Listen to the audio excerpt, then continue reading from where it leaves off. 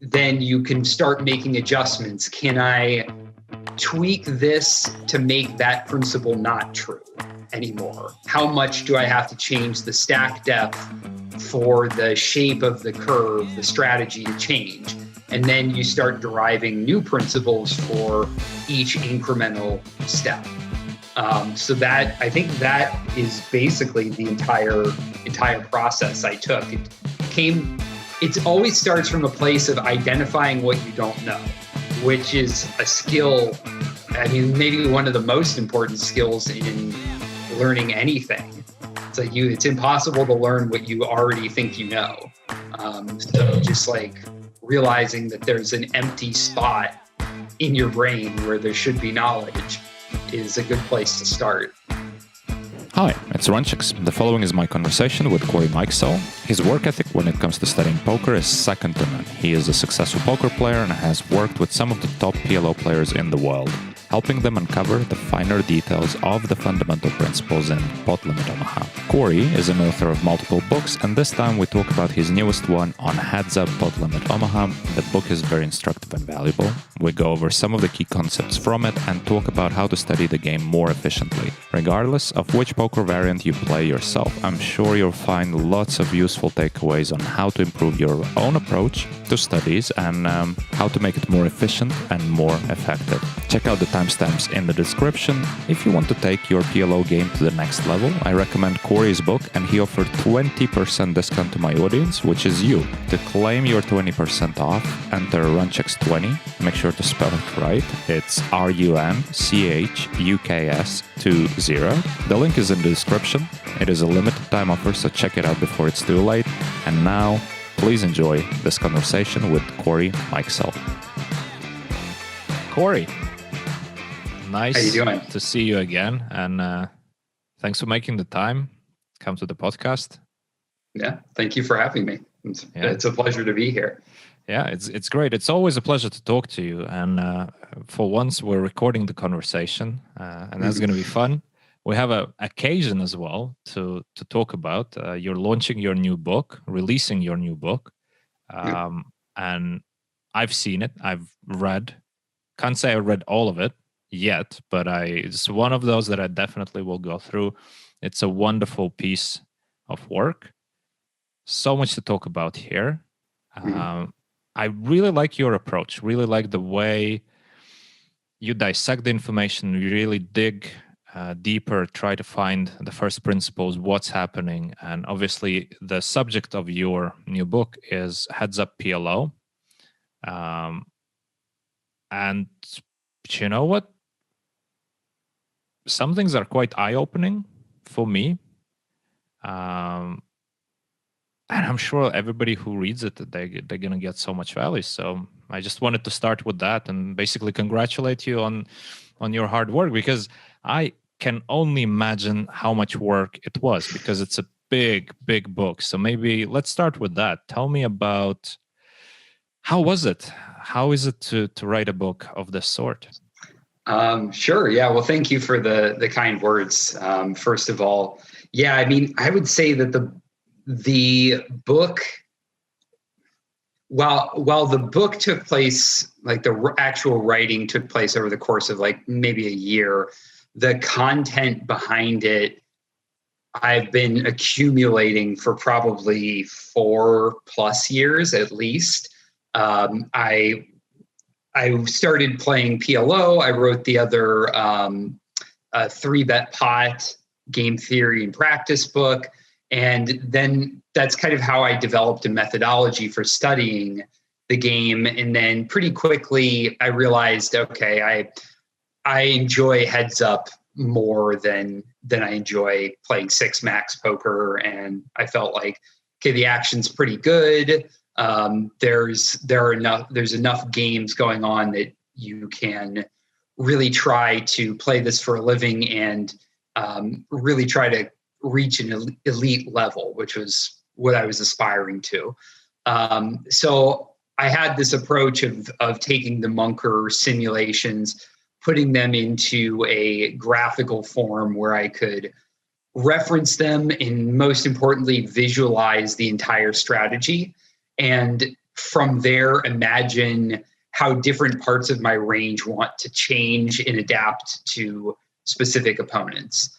And so I started making these in my spare time, like 1 or 2 every night, and each one would take like an hour, so it'd be a long grind. But I saw a very quick improvement in my understanding, especially when it came to approaching different stack sizes and like different goals that we're trying to achieve at various SPRs.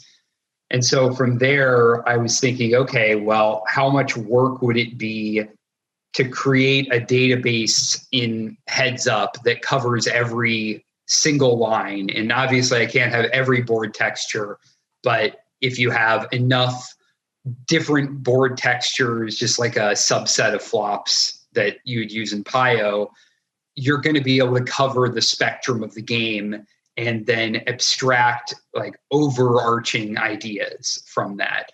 So I started like filling out this Heads Up database over the course of years with these charts. And then I would go and reference and say like, okay, I know what the C-bet at 40 big blind Heads Up looks like. How is that different from a C-bet at 100 big blinds? And then I would go look at these charts, compare specific hand combos and see, oh, at SPR 6, I don't want to C-bet the nut flush draw at all. Whereas at SPR 16, which is like 100 big blinds, I want to C-bet it 50, 60% of the time. Mm-hmm. So understanding like why the hell would you ever not want to C-bet the nut flush draw? And then having these deep realizations, that was the process for learning the game. And then I just did that for every spot, for every stack size, 3-bet pots. Right now, this database that I have is like around 2,000 of these individual charts. And from that, I started doing work with a high stakes player, 5,100 Crusher on Stars. And working with him, I started writing things out in not really a book form yet, but in like a little pamphlet form where I would do a deep dive on each specific spot, like playing turn after the flop check raise. And then I did enough of that work with him that I just had all of this material and all of these heuristics and like, okay, this is like perfect book nuggets of information to put in a book form. Yeah, and it's crazy to think that some of these nuggets are actually something that one of the best players in the PLO Heads Up streets found very useful. So now you're releasing it as a book, and basically you make our games tougher. So thanks. I'm trying to put you out of a job. Yeah, pretty much. So well done. But I still admire the way you present this information, and skimming through some of the chapters that caught my attention immediately, I felt like the way you approach the studies and learning process and understanding the data is very similar to that which I use myself as well. And we came to the same conclusions in several situations.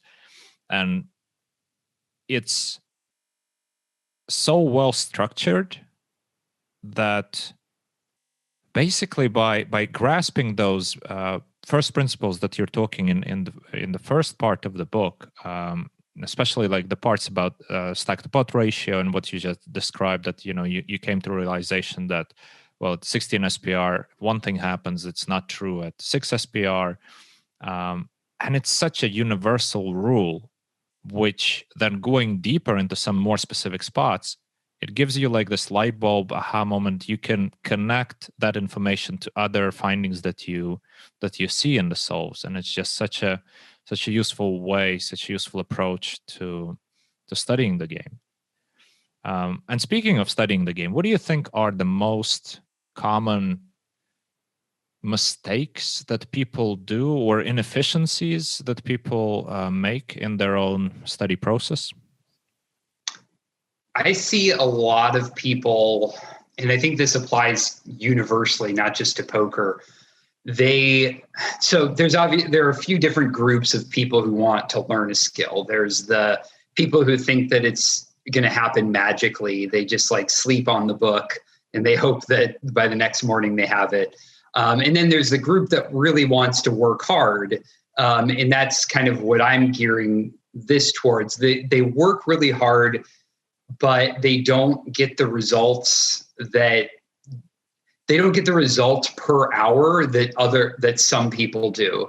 And I think it's because, it has to be because of the approach that they're taking. But I think the problem with the approach is that a lot of people, they start with fine-grained details, like studying very specific spots, and then they try to kind of extrapolate out from those very specific details, as opposed to getting back to like core truths about the game, starting with big meta concepts and then drilling down. Because once you have, it's kind of like building a puzzle where like, okay, you don't try to like look at the piece in a 1,000-piece puzzle and say, oh, this probably goes like in the 4th row on the 3rd level, and then you just put it there and hope that it's right. It's like you build the framework. And so like one of like the most basic poker frameworks that I'm shocked. I actually just had a lesson with a couple of like pretty high stakes players today, and they didn't realize that, the main objective of like opening like an RFI is to win the blinds. It sounds obvious, right? Like, oh, of course, everybody knows you're just trying to win the blinds. Well, to be honest, a lot of people don't. And if you think about that, so they're back in Hold'em Manager, they had this little no limit Hold'em grid, and it would show you how much each hand was worth.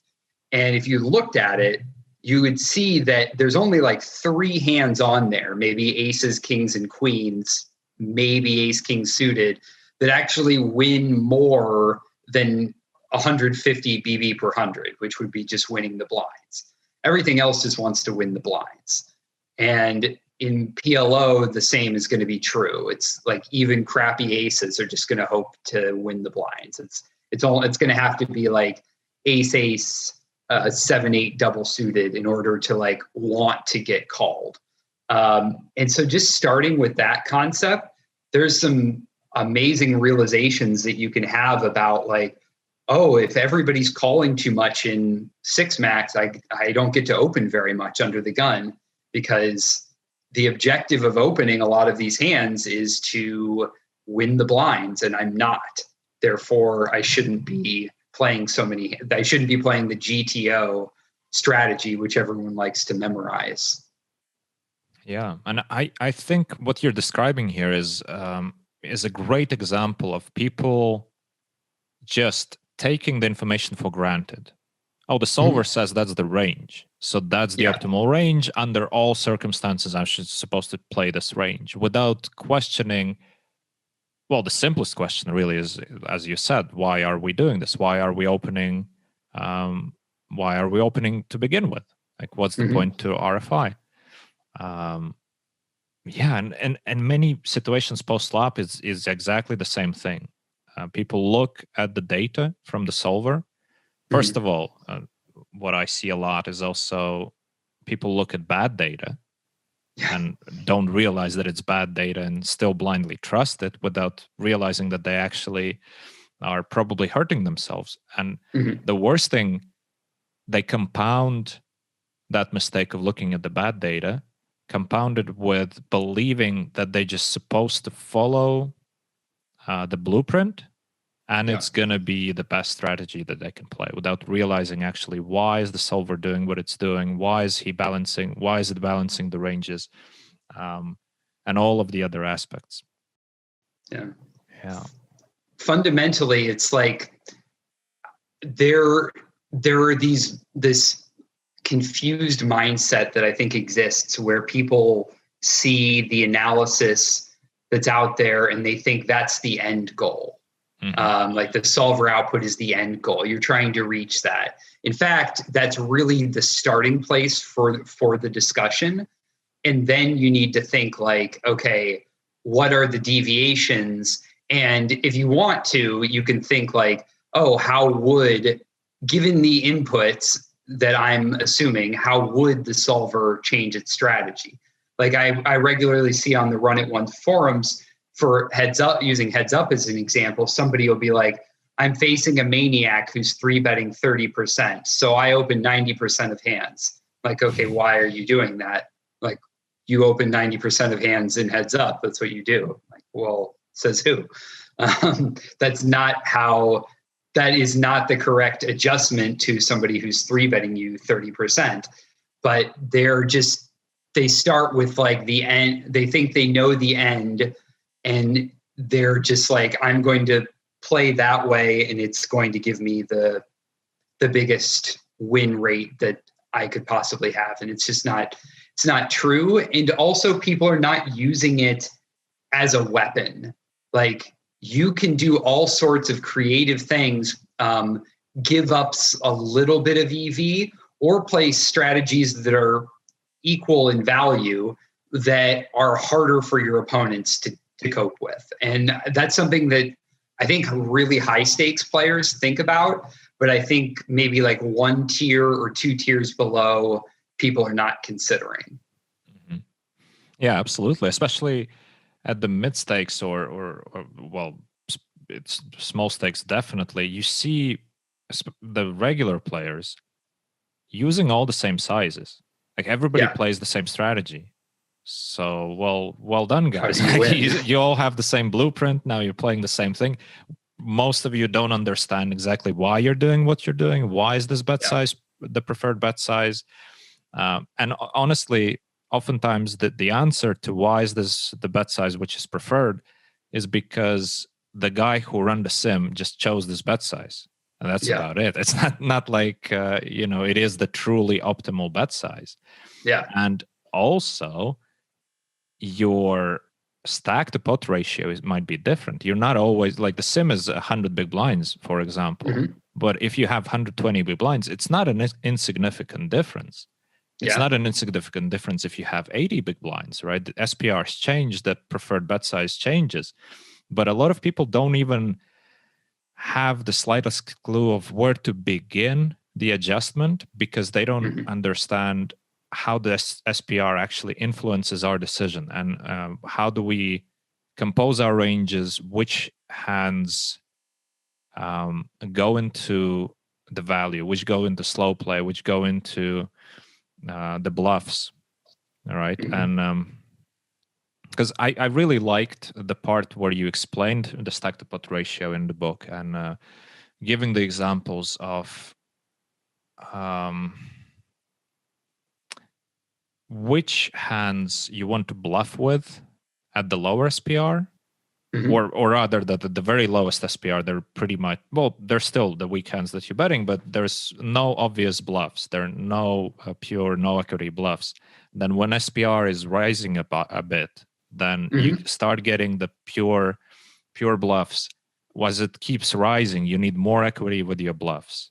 Right. Yep. And just the whole composition of the importance of the blockers, especially the blockers to the nuts when it comes in. And the way you describe it, it's just such an easy way to visualize it, such an easy way to see what's going on, that when you're looking at the sims, you notice these patterns. And it's just beautiful, because that's, in my opinion, the ultimate goal of what we're trying to do with the solvers. We're trying to look through as much data as we can to take away the biggest concepts, the biggest takeaways, as you made the analogy, which is actually a pretty cool analogy of the puzzle. Right? Just making that frame and then slowly filling it in. And the more it's filled in, the more things you have already connected, the easier it is to add the extra piece, because there's more context. There's more context, exactly, right? What were some of the most surprising things from your research for yourself? One of the overarching surprising concepts is realizing like how much nuance and how much the game changes when you go from like because I played some hyper sit and goes as well, heads up sit and goes, and like realizing how much the game changed from like 7.5 BBs to 10 BBs to like 12 to 15, the pre-flop ranges totally evolved, and then that actually the changes in structure and how we play post-flop change more from like 20 to 40 big blinds than they do from like 100 to 200.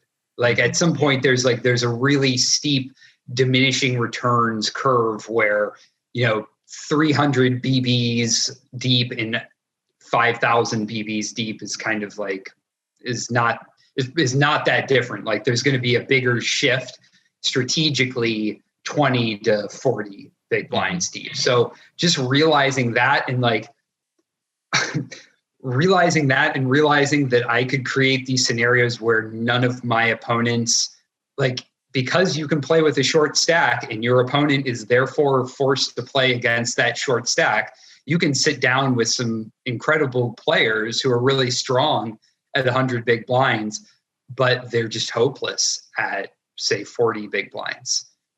So much so that you can have at least an equal, maybe a higher win rate, depending on how good your 100 big blind game is. Mm-hmm. So that was kind of like a shocking realization. Another thing that I was trying to do is look for ways to study multiple spots at one time. I'm very interested in like meta learning and efficiency, and I think I've become interested in it because I've tried to learn things like chess, like when I was younger, through just like the pure brute force method. Right. Like summer during high school, I'm going to study 10 hours a day. Well, I probably got like 2 hours of good learning in there and then 8 hours of just like wasted time. So I'm like, okay, I don't want to do that anymore. I want to actually have a life. So what I noticed is if you look at the SPRs, because those patterns repeat, like the strategic goals at each SPR is true, regardless of whether it's a deep stack 3-bet pot or a short stack pot. You can study multiple situations at once. One of the examples that I gave in the book was when you are at 40 big blinds, somebody limps, you isolate out of position, and they call. The SPR is 6.2. When it's 100, when you're playing a 3-bet pot and you're 120 big blinds deep, they raise, you 3-bet, they call, SPR is 6.2. Well, it turns out that the boards that you connect with are basically the same, except for like one small exception. The strategy is very similar. The range versus range equities are the same. And I had this aha moment that like, oh, I can just kind of study these both simultaneously and then recognize, oh, this is one of the differences. And when I'm able to recognize like, oh, this is one of the subtle differences, then it really sticks out in my mind. It's easy. I've already got the framework. I can plug in those little exceptions. And then I realized, okay, in a single raise pot at 100 big blinds, when you check raise and they call and you get to the turn, well, that actually is very similar to playing turns in a 3-bet pot when you're deep stack. They have the same SPR. The cards that are good for you are actually different, but the fact that they're different allows you to understand how the ranges are different and the objectives are different. So looking for ways to do multiple things at once, that was something that I really took away from like writing the book and my teaching method as well. Yeah, interesting. And that aspect which you just described of finding the subtle differences and thus identifying what exactly is the influence of the ranges for the specific decision. It's just such a great approach in general, because I think one of the problems with learning poker, there's no feedback. Yeah. You are studying something, even in chess, right? When you're studying in chess, the feedback is pretty much immediate because you can run things through the engine. It's so much easier to get the feedback, to get the analysis, and to get the absolute answer, whether you're right or wrong in a specific decision, because your move either, let's call it in poker terms, either is plus EV or isn't, right? And it's pretty conclusive nowadays. And that being said, it even in chess, it's not always that you should always choose the highest EV play. You should still follow the patterns that you actually recognize and you can execute yourself, because there's no point to follow the solver to a point where you're completely lost and you don't know what to do anymore, right? Which is a trap that even some of the really high-level chess players still fall into. And poker players are so prone to fall into this trap by putting in a ton of work, let's say for studying a flop, but then being completely lost on the turn and completely lost on the river, because some of the lines they haven't even studied. They don't understand the underlying principles. Why did we play on the turn in the first place like that? And to have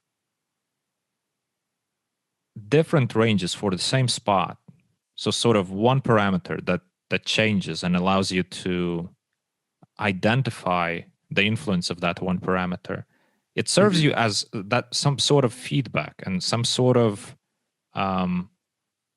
mechanism to compare and see whether your assumptions are right.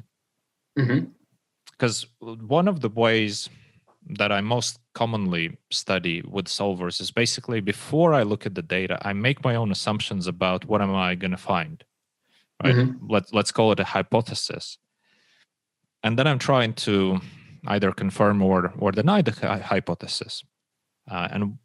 Obviously, it's much easier to do so when you have a controlled piece of data that deviates, and then you can see, okay, how does it influence? Did I actually make a correct assumption or not? Yeah. What are some of the other things that you found fascinating, surprising, counterintuitive, perhaps?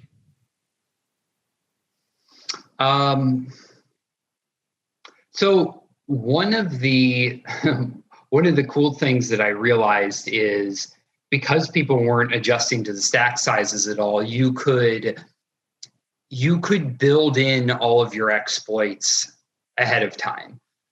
So I would just, partially from experience, but also partially anticipating what are my opponents likely to do. So at, say, 40 big blinds, I know that they need to RFI about 45% of the time. Well, I know that most people are not going to do that. They're going to play like just RFI 80%. So then I thought, okay, well, how do you obviously exploit this by 3-betting more? How much more? And then I would like pre-program that, figure out exactly how wide I needed to 3-bet, and like pre-program all of my exploits, not in a program, but in my brain, or in the pre-flop charts that I share in the book, so that you don't even have to think about what the correct adjustment is. Because a lot of people will look and they'll say, oh, I know how to exploit this, but they don't know the specifics. And they also aren't willing to do the legwork to like actually map it out correctly. They know I need to 3-bet more, but they don't, it's only a vague idea. And so like mapping that out, and also mapping out, like, what's really fun about Heads Up is when you're playing people who can adjust to you, if you're a good meta thinker, you can anticipate how they're going to adjust to your adjustments. which is something I mentioned in the book. One example is like you face somebody who plays the Phil Galfond strategy of 2010, which was like raise the top 50%, limp the next 40%. Okay, well, how do you adjust to that? Well, against the bottom 40% limping range, you can isolate like a maniac because they have a bunch of just garbage hands. Well, what's the natural adjustment?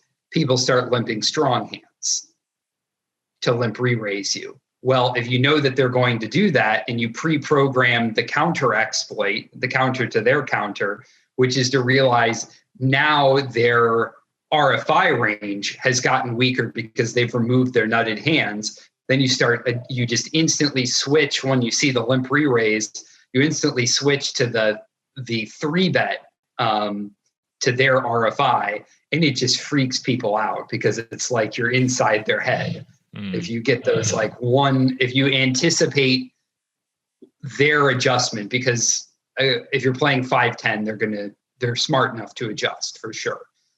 So like pre-programming the counters, that was something that I started thinking about in this book.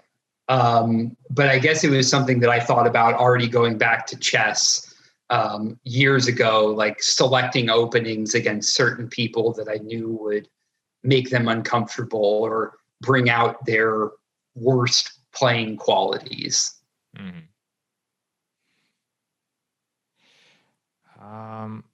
I wanted to ask you something related to that, and now I'm blanking out, but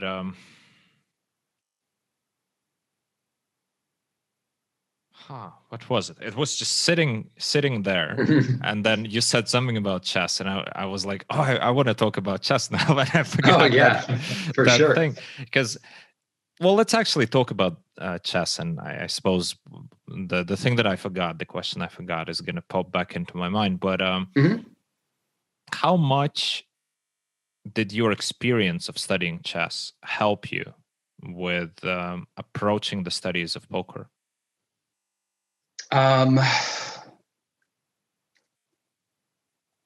So I think when I started playing chess when I was like 16, and I think my approach, like I said, was very inefficient because it was the first thing that I ever tried to study like that. So I was just like consume everything, just like be absolutely obsessed with it. And, you know, it helped me get to a reasonable like master level, but not like super elite level for sure. So I came into poker, I think maybe I was 21 or 22, already knowing that there was a method and a way to study games like this. So I actually never played poker for fun as like a hobby or something. I was playing chess. I was teaching chess and making money as like a college kid. I was winning a little bit from local tournaments, and like that was enough to survive as like a college kid eating ramen. But I guess it informed my approach because I knew that you could have this methodology, and that I was aware enough that my methodology in chess was not efficient. So I came into poker with the sole intention of being a professional and making as much money as I could from it. And I immediately got what I thought was like a reasonable bankroll, like $1,000, which was probably half of my net worth at the time, put it on a poker site, and then gave the other half to a coach, Andrew Seidman, who wrote Easy Game, who was just like the absolute nut coach for no limit and coming up through small stakes. And I just took a really methodological approach where I would come to our sessions with probably 10 questions every session, and also look for feedback. He was really good at like constructing quizzes and thinking about how to make adjustments. And so I learned very early on to think from like a standpoint of, okay, this is probably what we should be doing, but how do we make the adjustment? And I think that helped me progress really quickly. I had already worked with a chess database. And so poker databases were super natural, like sorting and analyzing data. So that was super helpful. How else did I approach it? I think I realized at the time that I had major weaknesses in chess, like tactically, I was much weaker than I was strategically. And so recognizing that weakness, like if I wanted to go back now and get really good, I'd know exactly what to go study and what would give me the 80% reward on the 20% that effort I would put in. So I already started approaching poker like that. What is the first basic thing I need to learn in order to get a big ROI? I was always thinking about the ROI, a return on the investment of my time, because I wanted to, get as good as I could as quickly as possible. So I think that was thinking about what is out there that you can study that will get you 80% of the rewards for 20% of the efforts. It's always something I'm thinking about. Right now, my big hobby is like language learning. And so I'm like working on German and just always thinking like, okay, where am I weak and what can I do that's going to give me the biggest bang for my buck to improve. So I think that process is universal. Yeah, absolutely. And, I'm thinking about another aspect of learning, which is knowing how to ask the right question. Yeah. Right? Because what you just mentioned of recognizing which are your key weaknesses and then working on them, that's already one question to ask, which are my key weaknesses. But the following question is how best to use my time, how to maximize my ROI. And I feel like a lot of people, especially coming into poker, and a lot of people who are stuck at mid stakes and low stakes, they struggle with figuring out what are the right questions to ask and what are the right things to do. Because one of the problems with, which I mentioned earlier, that there's no immediate feedback on your studies of poker.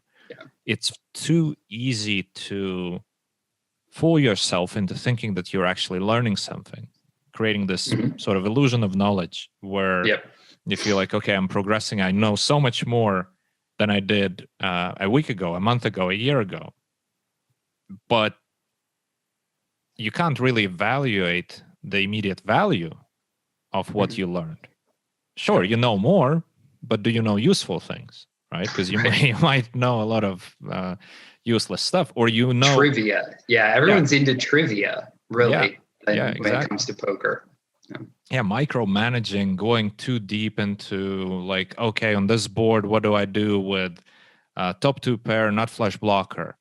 And I just sometimes want to say, dude, you have that's like 0.2% of your whole range, and you're spending 2 hours on that. Like, really? Where's the benefit? But that's one thing that a lot of people sort of fall into the trap of working on the wrong things, working on the wrong questions. And therefore, I want to find out, how did you come about your methodology? Because when I look at your book, the way it's structured, all of the questions that you're answering in the book, well, first of all, it's clear that it took you a lot of time to figure these things out. But what was the starting point? Because I would imagine that it was like a snowball. You start somewhere and then you start realizing, oh, this is an interesting thing to look at. This is a good question to explore. So what was the starting point for you, and what were some of the points where your awareness of the possibilities of the questions, awareness expanded?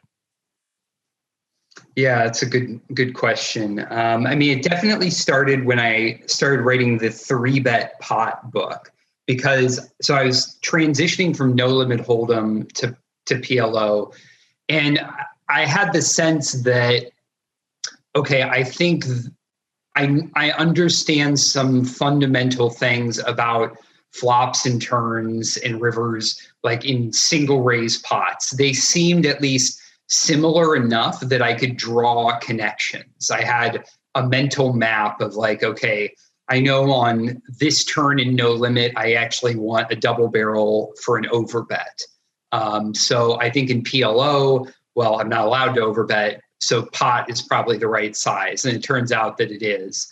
So I was able to map things there and connect the knowledge that I already had. But when it came to like short stacks and like 3-bet pots, I was just absolutely lost. I had like no idea. The approach seemed completely different to No Limit Hold'em. Aces are not that good. I'm like, oh, I have aces, I must win. It's like, no, that's not how PLO works. So it was like, I was just constantly confused and like getting crushed in those spots. I'm like, I just have a black hole where there should be knowledge. How the hell do I approach that?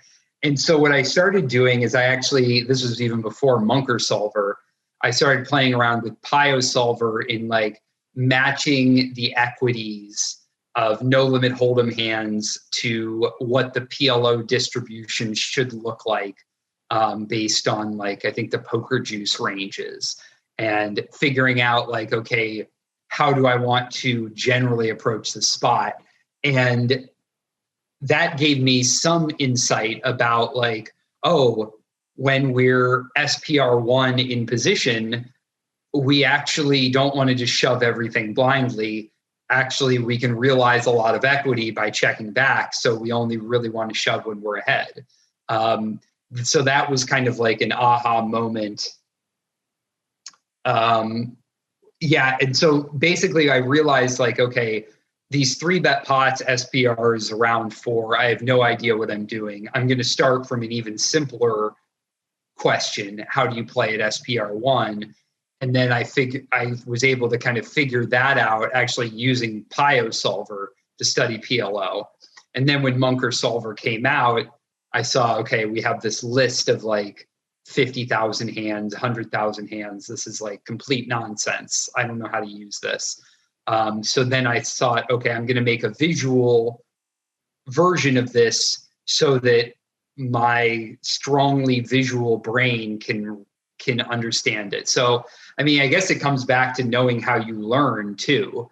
I'm not a good auditory learner, much better visual. It's like very strong with like seeing images and connecting things. So I figured, okay, I need to find a way to put the information into a form that's going to be meaningful for me. And then I start seeing patterns over and over again. And when you see it 2-3 times, you start to be like, I wonder if this is telling me something universal. And I'm always searching for those universal things. And then you test it a few more times and you're like, yeah, this seems to be always true. And then from there, you ask why is this always true? And then start building on that.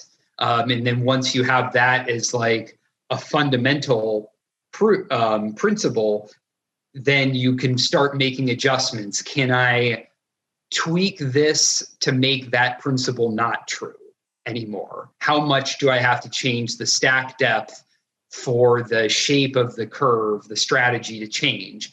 And then you start deriving new principles for each incremental step. So that, I think that is basically the entire process I took. It always starts from a place of identifying what you don't know, which is a skill. I mean, maybe one of the most important skills in learning anything. It's like it's impossible to learn what you already think you know. So just like realizing that there's an empty spot in your brain where there should be knowledge is a good place to start. Yeah, and especially once you start recognizing more and more of those principles, at least for me, now thinking back to my own studies, there was a moment which was a sort of big breakthrough for me when I connected multiple concepts into one. Because to give you an example, I spent a lot of time studying the 3-bet pots back in the day, and just going through the sims and trying to find the underlying principles and which are the key cards, how to use them, what does it mean for the blockers, anti-blockers, all that usual stuff, right? And I definitely learned a lot from that tedious work, which wasn't really enjoyable, to be honest, right? Yeah. But and then later on, I started learning more about the effects of SPR and how does the SPR influence our general strategy of what changes in the general principle. And I already mentioned that chapter in your book. I think you describe those points beautifully, right? So yeah, I at some point I learned more about the SPR, and so through that about the sort of the general idea of building your range, and then those two concepts, two things that I've learned from two different directions, they click together. And then looking back, going back to those 3-bet spots and looking at those sims, it's as if you're looking at the sims through a new lens. Because now you have this filtering mechanism of seeing the bigger picture and a sort of filter of, okay, what am I expecting to see? And then it's much easier to see the outliers and realizing, okay, well, this type of hand is not playing the way it is supposed to be playing. So what's going on here? And sometimes the real answer is just, well, it's the solver. So probably it's not very accurate in some situations, and we just have to accept it. But if you don't have that baseline strategy, which informs you about what to expect, you might actually be fooled into thinking like, oh, well, look at this. The solver things, the 4 of hearts is a card that we always have to check. And it might be just, it's just random. So that's about it. Yeah. Yeah. I noticed this. I made a recent video for Run It Once where I was looking at like multi-way spots and just starting with the framework. Like I think a lot of people, including myself, because I played so much heads up, like I've always felt comfortable in 6-max and heads up pots, but always felt somewhat lost in multi-way scenarios. So then just coming back to like, okay, what boards hit which player? And then, okay, the flop is checked through. So these players have removed the best hands from the in-position player has removed the best hands from their range. Now we add another low card to the board. Oh, well, that's going to be helpful to the big blind. Just being able to recognize that even before you start studying the strategy, it already informs you a lot about how you want to approach the spot.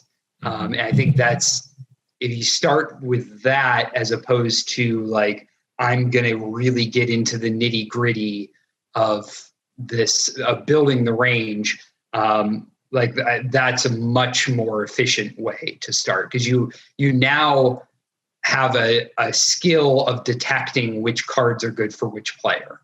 Like that, and that skill already tells you, do I bet a lot or do I bet a little? And if I bet a lot, then I'm going to bet my value hands. I'm going to bet my bluffs. It's already starting to tell you how your strategy should be constructed.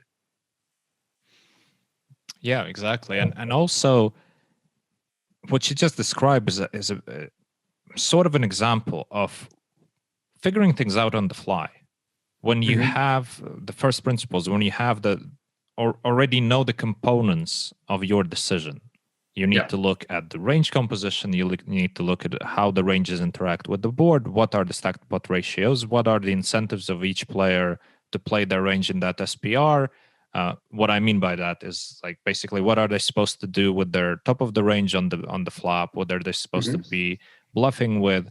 When you understand those principles, figuring things out in the time allowed for you is actually doable.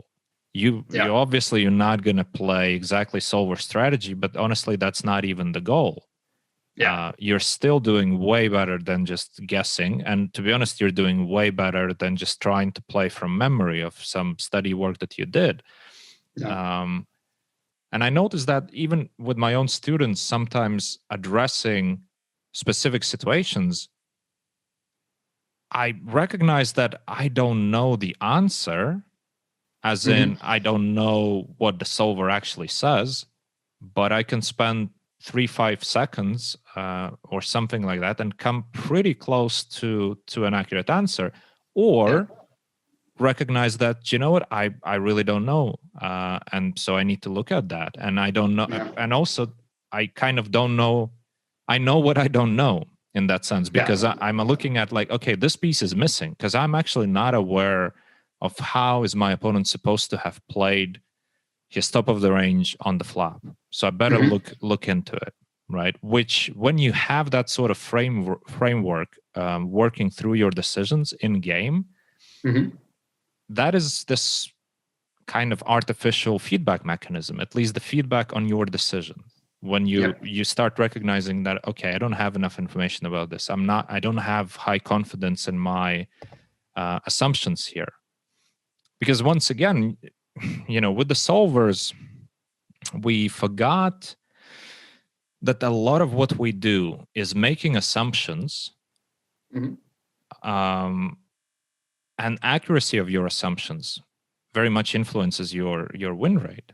Because if you're assuming that your opponent is playing GTO, then by all means, playing GTO yourself, that's the way to go.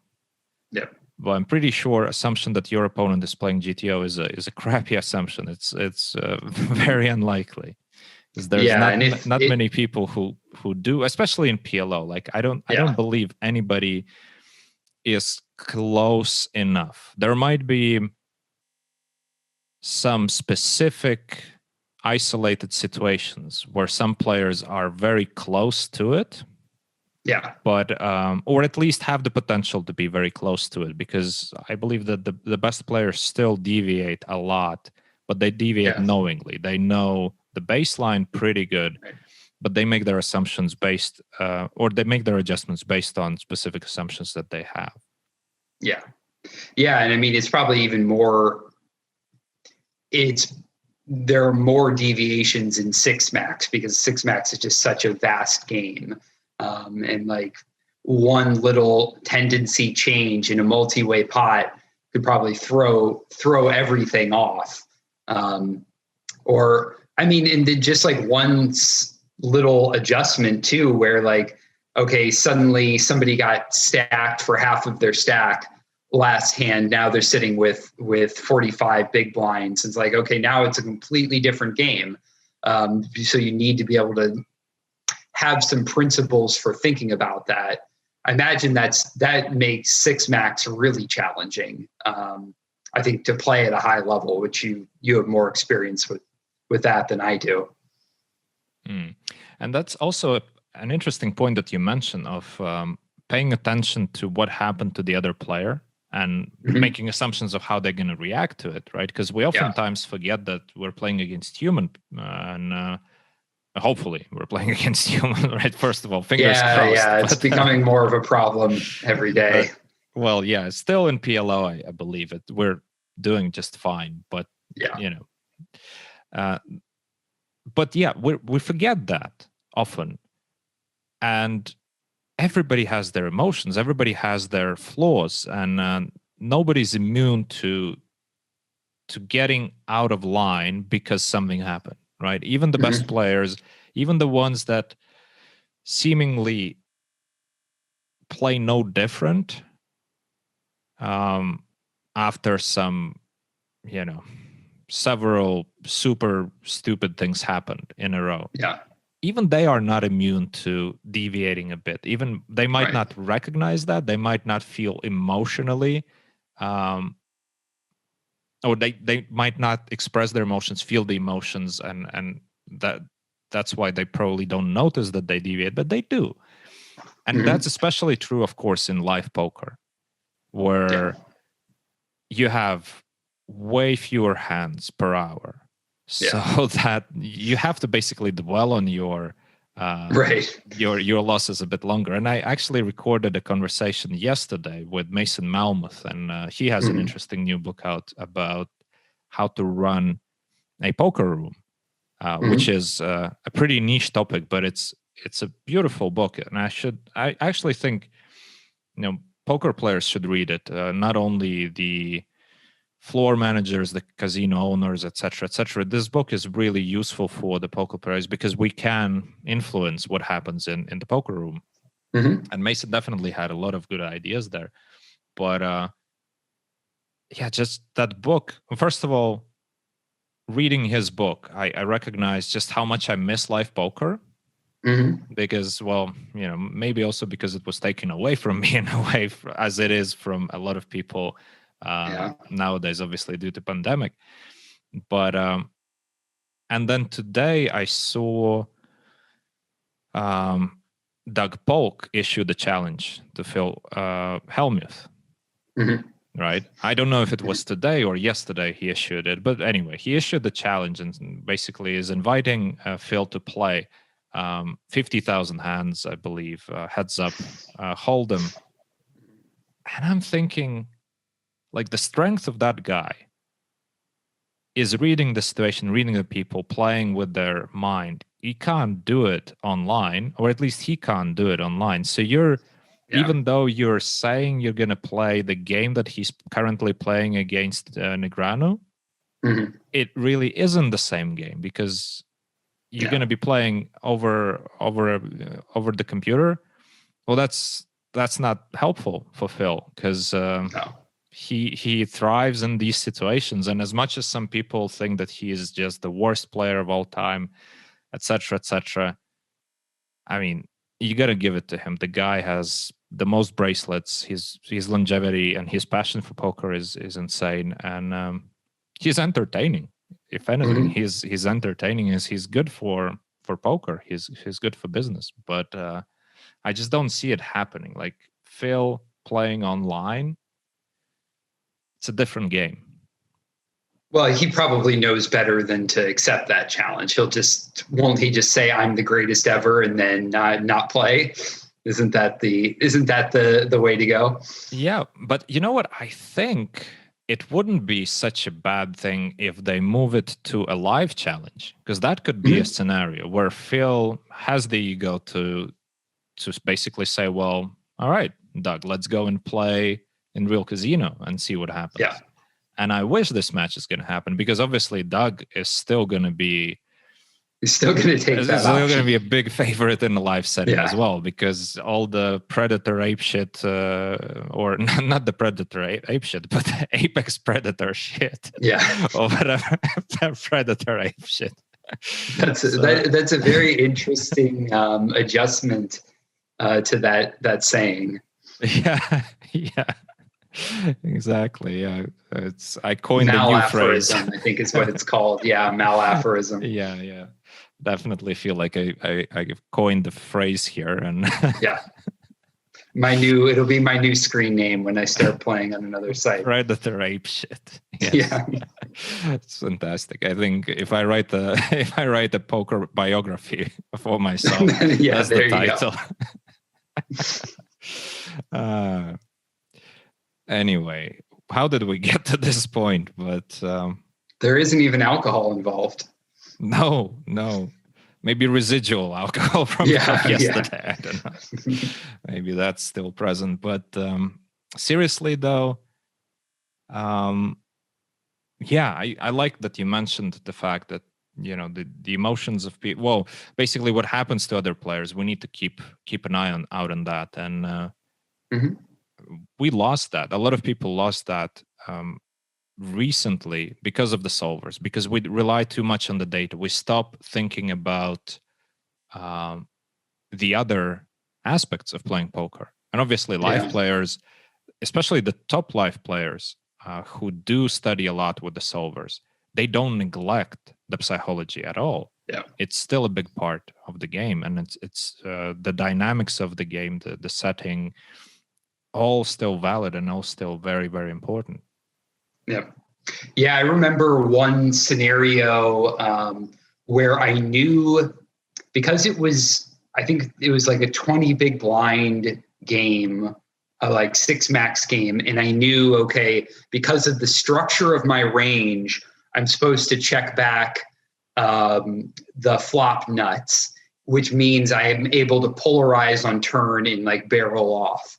And then I remember like betting turn after the flop check through and then firing river and being like, realizing, okay, that was an optimal bluff, except my opponent will never give me credit for slow playing the flop because they don't know what the structure of the 20 big blind c-bet range actually is supposed to look like. So they don't know that I can have all of this value here. And then like I get tank called by like bottom pair or something like that, and I'm bluffing. Like, oh, well, that was stupid. Like that's a great place to just like give up with that bluff and show up with the value. But yeah, it was I got trapped into that because I'm like, oh, I know the structure of the range looks like this at this SPR, but nobody else did. So it was a great time to not bluff. But I was caught in that I'm going to play like the solver thinking and not adjust properly. Yeah, and you were also trapped in assuming that your opponent thinks the same way that you do. Yeah, which is a really easy mistake to make. We always assume that, or at least extrapolate onto others our knowledge, and oftentimes, like working with my students, I see the thing of, let's say we're looking at the solver data for the turn. Yep. Or let's even just take the flop, right? We're in position, we're on the button, it's a single raise pot. And it's a type of board where the out of position player is supposed to lead with a high frequency. Mm-hmm. And oftentimes, when we know that they're supposed to lead with a high frequency, we assume that they're doing that. So the rest of the game plan is accurate because, well, he has this range, and hence we c-bet with this part, we slow play this, and we do the yada yada. Yeah. But how often it's the case that your opponent doesn't know that he's supposed to lead on that board? Or maybe he knows, but he's not doing it because he knows that you're not going to adjust and you're still going to c-bet inadequately. Yeah.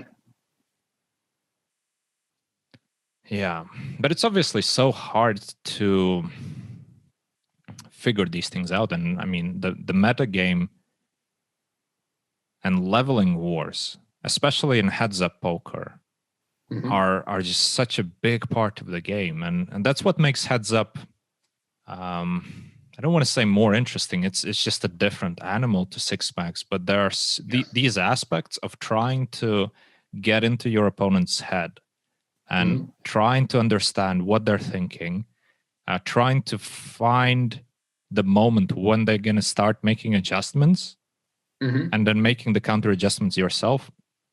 It's just such a beautiful part of the game, which you don't often see in 6-max to the same extent. It's still there, it's present, but to a much, much smaller degree. Yeah, and I think Zoom has also kind of killed that off to some extent, or made it even harder, because now you've got a pool of players and everybody's whizzing around, and you don't have that same you don't see that the guy just got stacked and now is sitting there stewing, and like all of these other things that are really nice aspects. And it was actually something that coming up, and I'm from the US, so I started playing poker in online maybe 2012, 2013. So I already couldn't play on any of the major sites. So I started playing on Bovada, which was all anonymous. And then my whole way up from like 5 cent, 10 cent to 10, 20 was playing anonymous tables, to the point where I was playing the highest stakes in the room, and there were only 4 tables running. So you realize everybody's 4 tabling, and you're only allowed to have 4 tables. Everyone's playing the same games. And just if you develop the powers of observation, like I figure a couple of my friends and I were working together, and we like not working together in the sense that we're like sitting and sharing tables, but we'll like write the bet sizes down and say like, oh, this guy, there was one guy who always opened 2.2 big blinds in anonymous 10-20 anonymous games, where he was the only person opening 2.2 big blinds. I mean, you just instantly knew who he was. We had a profile on him. We even found he would stream his play. We knew who he was in person. That's how much information there is out there. And so like I would have profiles on all of these players that I would recognize over and over again, because they would use similar sizing schemes. I remember it was one of the famous live players. I forget his name. It was like one of the live D-gens from Poker After Dark. Had posted something about on 2+2 on how do I play on Ignition. And I remember the day he actually started playing, because like I recognized all these like really live player qualities, and just like snap targeted him. So it's like, even on an anonymous site where there isn't residual HUD data, like if you put in enough work and enough observation, you can pick all sorts of things up like that. Yeah, exactly. And a lot of people nowadays complain, for example, on GG Poker, you don't really have a HUD. But for the observant player, that's actually the benefit. That's an advantage, because if you do pay attention and if you extrapolate the information, but once again, it comes to, you need to know what you're looking for. You need to know how to ask the right questions. You can't, obviously, unless you're insane, you can't pay attention to every single hand that every single player at the table is playing, especially if you're multi-tabling. I mean, even live poker, you can't do that. My approach in live poker is usually I pay attention to the 2 players to my right and the 1 player to the left. Yeah. And that's where my attention basically stops. And obviously, if there's the weaker player at the table, then of course he gets the undivided attention whenever it's possible. But other than that, I couldn't imagine paying attention to every single hand, never mind every single action. Like sometimes not even paying attention to every single showdown, which is arguably pretty bad, because at least you could do that much, but you only have that much attention and you only have that much energy. And in live poker, obviously, it's difficult. Do you have any advice for people who are playing these anonymous games, or, the GG poker, which is not anonymous, but you don't have the HUD? Yeah, so I was just thinking, and then actually I want to come back and ask you a question. But I was just thinking, like I was playing a lot of party heads up when I was in New Zealand, and what I realized is, you can't have a HUD in game, but there's a lot of creative ways to get data. So what I would do is I would write down on a notepad, I play X player starting at 10:32 a.m., ending at 11:27 a.m. And then I would only play that player, or only 1 stake against that player, so that like I could identify, okay, I'm playing 5-10, it's got to be this guy. And then I would put those hands in a separate database. And then at some point they wouldn't let you, like what I would do is then I would do that over and over again until I accumulated thousands of hands against that player. And I would make like an alias for that player, and then you could get all their stats. which was totally legal. I was legally downloading the hands through their software. And then they wouldn't allow you to make the alias anymore and hold a manager. But then you could just reverse engineer by seeing like, oh, my flop c-bet success is X. Therefore, the guy's defending X minus 1. And then you could very easily figure out how often they were taking each action. And then you just write out a notepad file of like, oh, this is the guy's RFI. This is the guy's c-bet. And then you just put that somewhere on your desktop. And obviously they adjust over time, but if you keep accumulating the data and putting it in that separate player X or player Y database, you could get all of the data for their play, even on a site that didn't have a HUD. And what's the most amazing thing for me is I told a player, one of my students who was playing 2550 this, he's like, nah, not interested. And I'm like, I don't understand why you wouldn't pay a low stakes player to do this for you. Like I'm sure I could train a 1-2 player or a 50-cent dollar player to do this. I'm like, why would you not do that? The same, also people will have the same reaction when I tell them, oh, you can play 50 big blinds, and suddenly the guy who's a high stakes crusher will have no idea what to do. And they'll be like, nah, not interested. Like, how are you not interested in more money? I like money. That's the whole point I'm playing this game. So yeah, I don't know why people don't take low-hanging fruit like that. And I think there is a lot of things like that on anonymous tables where it hurts mediocre regs. But if you're willing to do the things that I was doing, like the creative data analysis, then it actually helps you. But the thing I wanted to ask you about live poker, and this is a skill I do not have, and I'm not sure if I even want it for live poker, but just like a life skill, I'm very good at focusing intensely for like 2 hours. So heads up is perfect for that because you get it locked in a battle, you give it your all, and then you're just done. And like that's your action for the day. I feel like in live poker, you have to find this way to float with like 30% awareness or 30% of your mental energy for like 6 hours, and then know how to turn it on at that, go to 100% focus for like the one hand that's going to make your whole session. Have you mastered that? Do you do that through meditation? I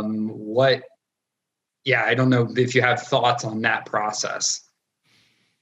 Well, I do have thoughts on that process. I agree with you that for the most part, you need to be there with like 30% awareness. So basically, you can't go 100% for 12 hours. Yeah, you definitely can't. Especially if you're going to play multiple sessions over a week, like because the normal sort of live poker experience for me, at least, would be like 6 days a week of poker and then 1 day off and repeat for multiple weeks, right? So you definitely can't sustain. And a day of poker also, that's like 8, maybe 10 hours with the break in between. Pretty hard to maintain very high levels of focus. And I would say unnecessary as well. You have to recognize, because once again, back to the same thing, you need to know which questions to ask. And you have to recognize what are the important things. And that's why I do pay attention to as much as I can, especially in the beginning of the session, just to identify whether there's something to be found. I do focus on the 2 players on my immediate right and the 1 player on my immediate left. Obvious reason is because these are the guys that I'm going to be involved in pots the most. Right? Because if they open late position where I'm either on the blind or I'm on the button. All right. So obviously we're going to play a lot of hands together. So it makes sense to pay attention to these guys. Obviously always makes sense to pay attention to the recreational player. So I basically choose my spots at the table of okay, this is a situation which I need to make sure I pay attention. What did they open? Because obviously, if there's a showdown, then you sort of need to wind back the whole hand history in your head. Yeah. What was the action? How did it go? Yeah. Hopefully some timing tells and stuff like that, right? Right. But for the most part, I'd say I do have very low focus on the game and what's going on. Especially in the second part of the session, I'm much less aware of what my opponents are doing. And I feel that it's fine. I don't need to always pay attention to everything, but being able to just switch off and enjoy my time at the table just allows me to go for longer periods and switch on when it actually matters. When I'm in the hand, then I'm obviously always focused, right? And if I'm not, well, then it's probably time to take a break, time to go for a walk. So that's basically the way I approach it. And I talked to a lot of people about this topic, and pretty much everybody does it the same way. Some people do more of they try to maintain very high levels of focus throughout, but then they take frequent breaks and they go for a walk. They go, walk outside if they can, just refresh. But one thing that definitely doesn't help is looking at your phone, right? Because that time when you're not really focused, that doesn't mean you can afford to be distracted. Yeah. Because two different things of not focused and distracted.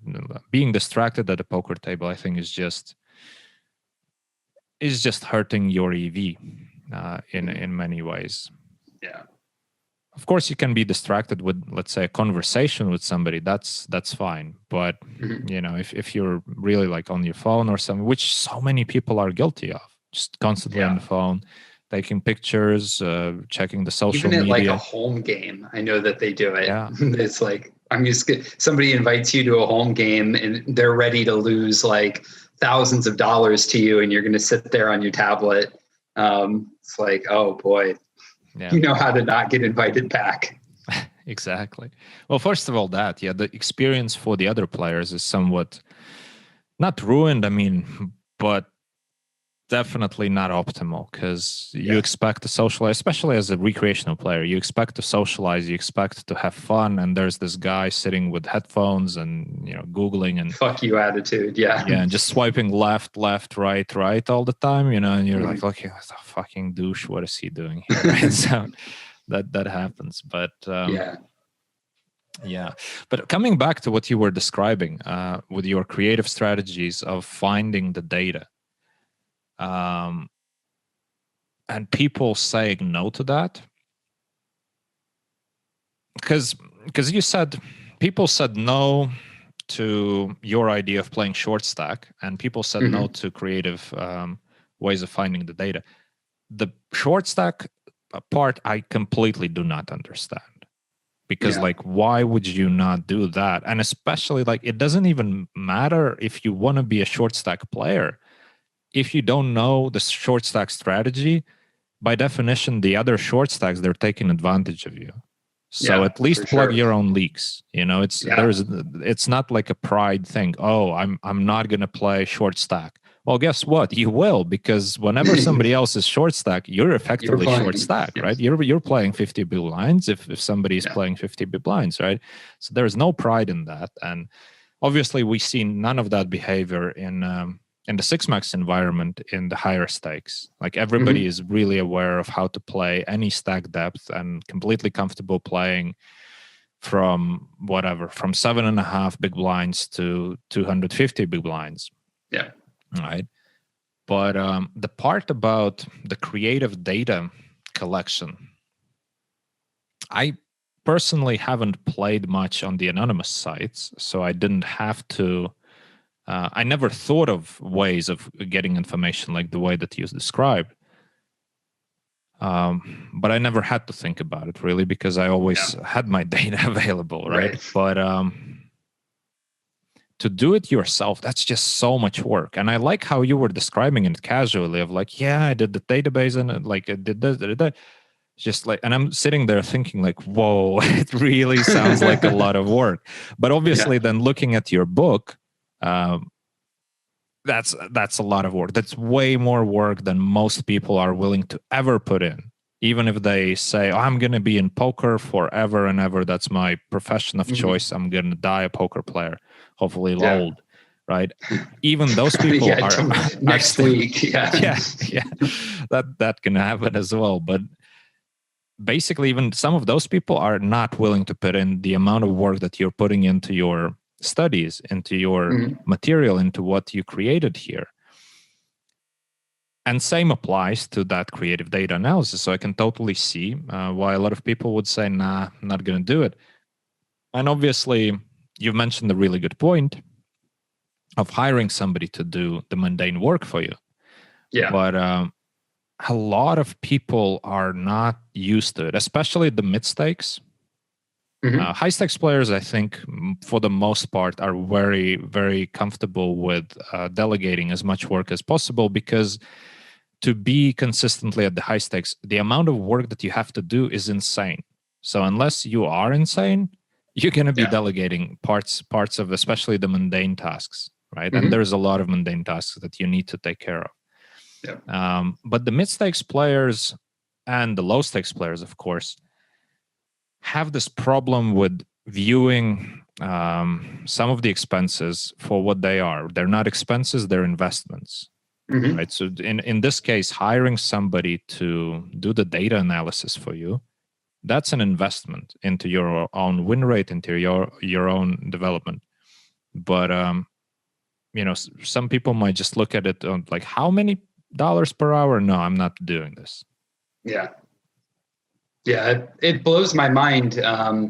Especially like, if you think about, you have a win rate of maybe you're making $100 or $150 an hour or something.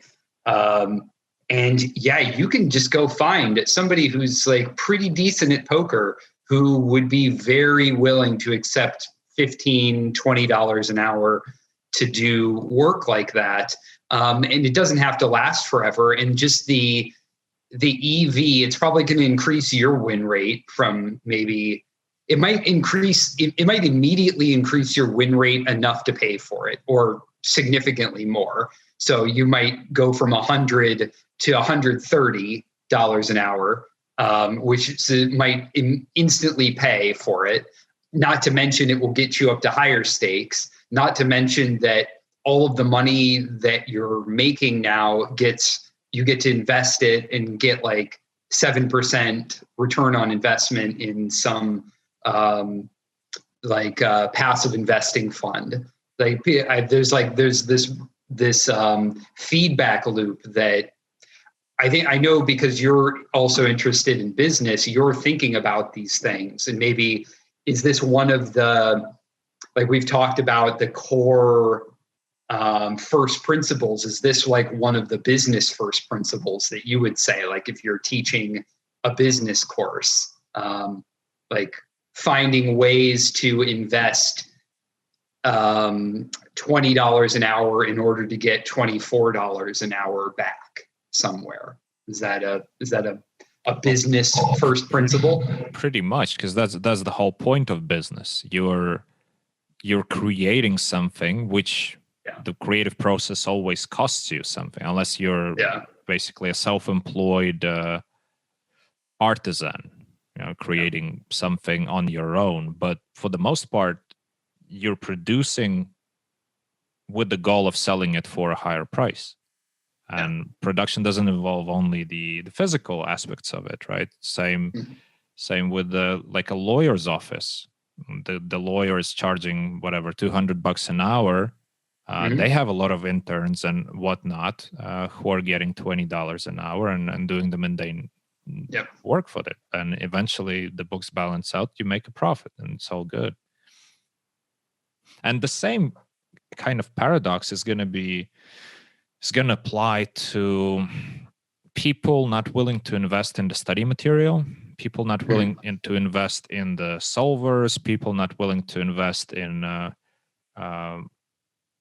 courses, in books. Like, I'm sure there's going to be a lot of people who might listen to this conversation and think, well, I guess this book is really worth it because, seems like there's a lot of good information there. Seems like, well, at least I am definitely of high opinion of the book. And I talked to some other high stakes players who found it fantastic. And so people might say, well, seems like it's great, but it costs a lot, so I'm not going to do it because it's an expense, right? But if you think about it, like how much impact it's going to have on people's win rate, and it's going to have an impact on people's win rate, either positive or negative, because the people who are not going to buy it and still going to be in the same environment where their opponents have it, well, good luck. Yeah. So you basically, you know what you're doing. You're forcing people to study. That's beautiful. Forcing poker players to read. Oh boy, yeah, that is one. Don't like to do that. Yeah, it was definitely not an easy read because you put in so much information here that to go through it, like this is not a book you can pick up and before bed, just chapter a day and whatever, and you finish it, dozing off. There's going to be no value in it. This is one of the books where basically, at least my approach was pen and paper, the book, and we're reading a chapter really slowly and reading it over and over again because there's a lot of information. It's just incredible how you packed it all into one piece of work, and that's just great. Yeah, thank you. And I think what I was also keeping in mind is that a lot of people, even though it's a heads up PLO book, I think it has a lot of value for 6 max players, maybe because maybe they want to add heads up into their repertoire. Or the other thing is like being the guy who can start the table is certainly powerful, or the guy who can continue playing when the table ends up breaking at the end of a session. That's powerful. Or the other thing to think about is like, even if you make it to the end of a PLO tournament and you're probably going to play short stacked heads up, the book covers all the stack sizes, including 100 big blinds extensively. But if you like that alone, like getting to the end of a PLO tournament and playing heads up, that alone will pay for the cost of the book because, I mean, your EV is going to skyrocket against somebody who doesn't know how to play any stack size heads up PLO very well. So that's super powerful. But even if you never played a hand of heads up PLO, the SPR structures and all these universals apply to 6 max. I've very effectively applied them to 5 card and even 6 card. They're just like poker truths. And if you understand them, then it's really powerful in whatever context you're leveraging it in. Yeah, and absolutely. And it's definitely true that I didn't find any significant difference to my understanding of SPR in 6 max to what you described in the book for heads up. It's definitely looks like the poker first principle, just the universal truth. Yeah, for sure. How do you think people should study? Because obviously you do so much studies yourself, right? And we discussed that asking the right questions is a first challenge, but also in any endeavor, right? We talked about keeping your focus in the live poker environment, but keeping your focus and getting the most out of your time in the study process is also not a trivial task. Yeah. What did you find over time works best for you in terms of structuring your day for studies in mind and structuring your study session? Like, what is the optimal approach that works for you? I would tend to categorize studying. This is true in poker or anything else. There's different kinds of study. There's the really soft focus stuff that we were talking about. So like for me, that was when I was for poker study, that was making these charts. There's really a lot of data entry going from Munker into Excel. So that I could do at the end of the day when my brain was fried. I'd still get stuff from it, but it was kind of like the soft focus type time of the day.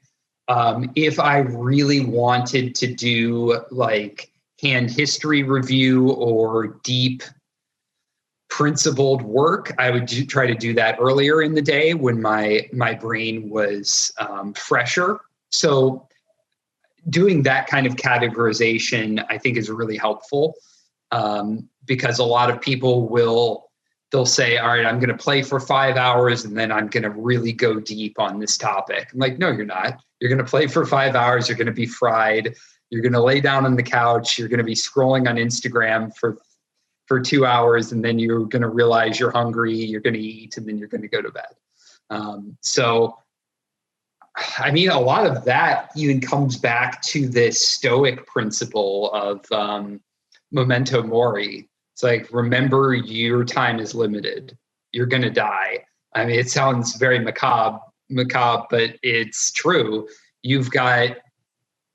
If you're 30, you've got 18,000 days to live, roughly. So like, you don't want to waste those. So thinking about spending a lot of time thinking about how do you get the absolute maximum from the amount of study that you're doing is really, it's the most important thing in my eyes. So like, just think about, okay, well, if I've got this many days left to live, then I really want to maximize. And it also changes the way that you approach things like poker, because I think there's always been two approaches. And one approach is like, you're the mass multi-tabler, which is kind of dying off, with the small win rate.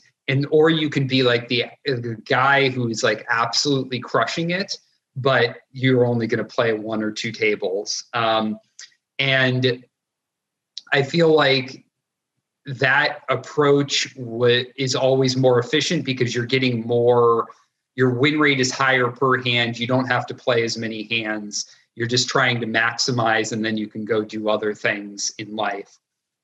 So yeah, I'm always thinking about structuring when to do what kind of study. Like for right now, I'm doing a lot of language study, and in the morning I'll do like flashcards or like really hardcore grammar or writing, or like a conversation with a teacher. I actually just gave a friend a chess lesson entirely in German. And after it, my brain was like completely fried.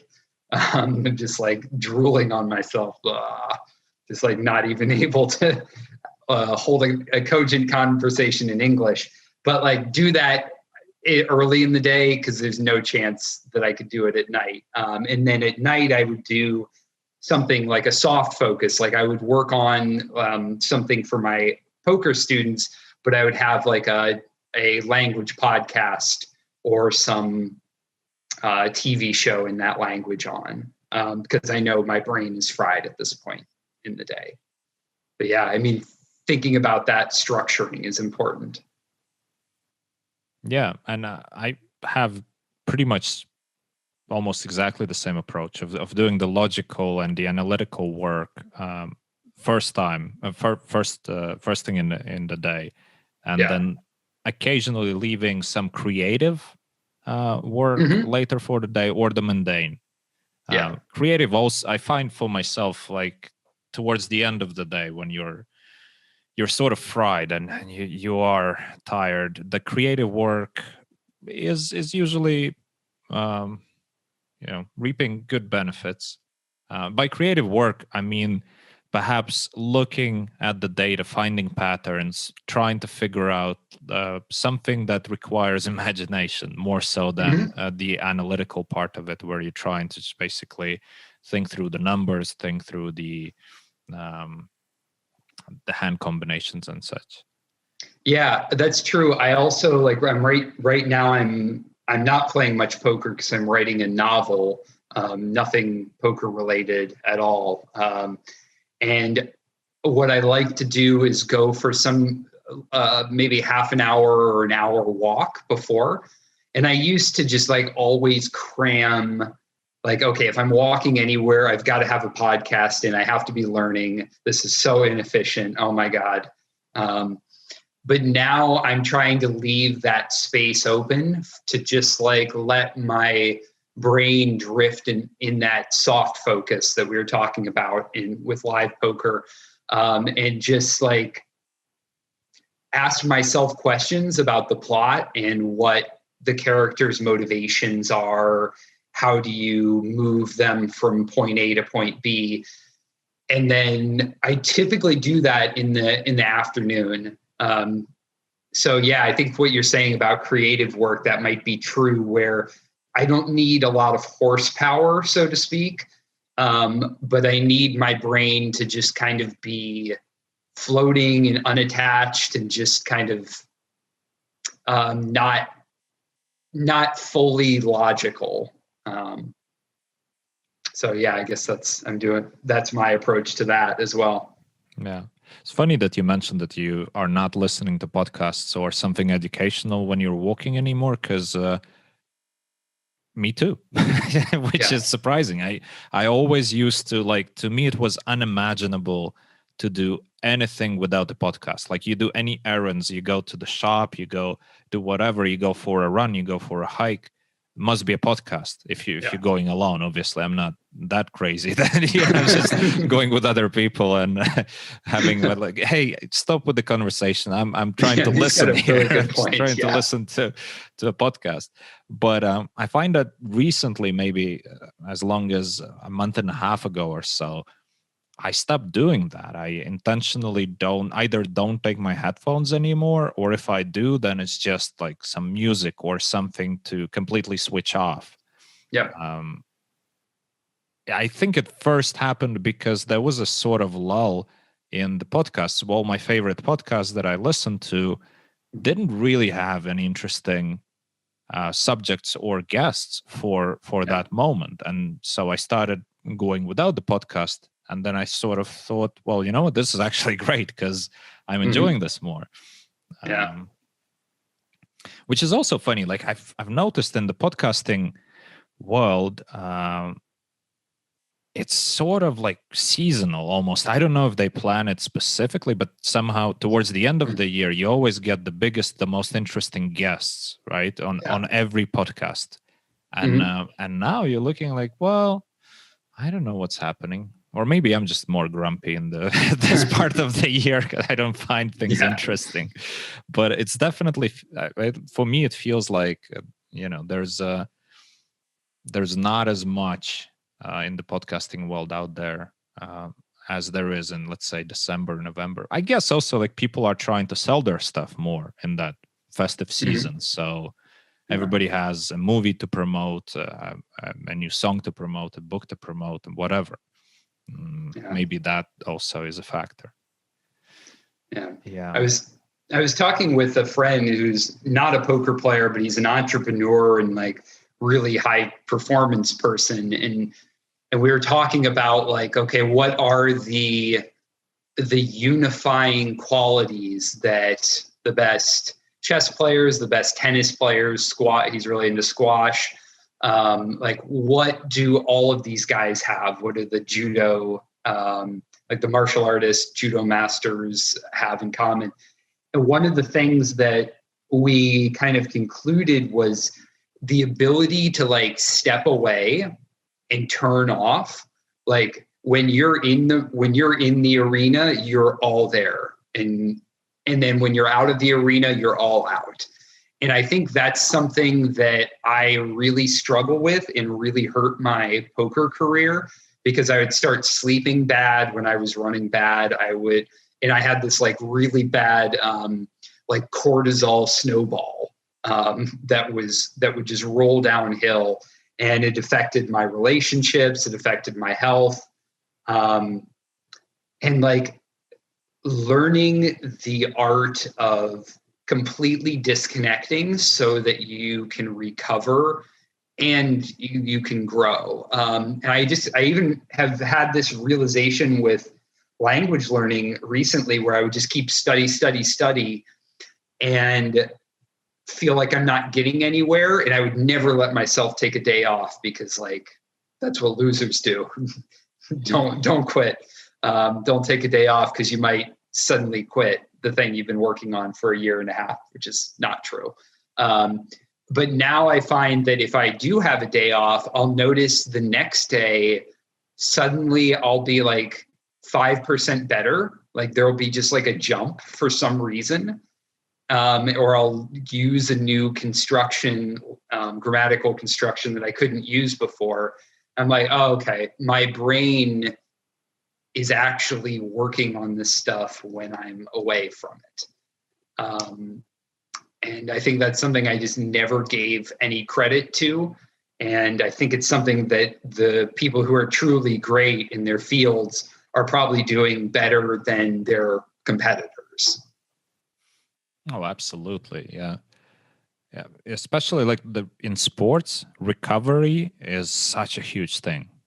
Yeah. And in the mental disciplines as well, as you said, when you're switching off, it's not like your brain switched off completely. It's still working on stuff and still internalizing, making the connections. And when you need them, they're there. The connections are there, and it's easier to make the jump and make the leaps in your progress. And speaking of, the fighters, I always admired the guys who would take a nap before the fight. Mm-hmm. And like completely so in control and so able to switch off. Yeah. To me, it just seems like, what? A nap before a fight? I sometimes can't fall asleep because I'm thinking about like whatever, some crap. And then it's just like, can't fall asleep. I can't switch off. My brain is just, the thoughts are running. And you have a fight, you might be just really badly hurt, and you decide, this now's a good almost time life to and have death. a nap. Yeah, right. Like, I feel like I could have a nap right now. It's absolutely insane to me. But then you see how many of the really top performers have that ability, not necessarily in as extreme as actually taking a nap before a fight, but close to it, where they can be switched off before. And they can switch off quickly after, which is also important because, as you said, in poker, so many people actually struggle to sleep because they're running bad or something like that. And obviously that's a vicious circle, because you struggle to sleep well. Guess what? You're going to be playing worse. You're going to be much easier to tilt, because when you're tired, when you're not feeling at your best, that one bad beat happens. And you're like going, what did I say? Predator ape shit. That's what you're going predator ape shit when you're out of control. Oh man. Yeah. I actually heard interesting. Maybe it was from one of Ryan Holiday's books, but he talked about how the very elite Navy SEAL teams, when they would find out that there was a massive attack coming, like in Ramadi or Baghdad, their cortisol levels would actually drop. Everybody else's cortisol levels shoot through the roof. But it was like they were so well prepared. They knew exactly what they were going to do, that it was actually calming. Like knowing this is coming in half an hour, I mean, they actually would be relaxed. There was probably not time to sleep.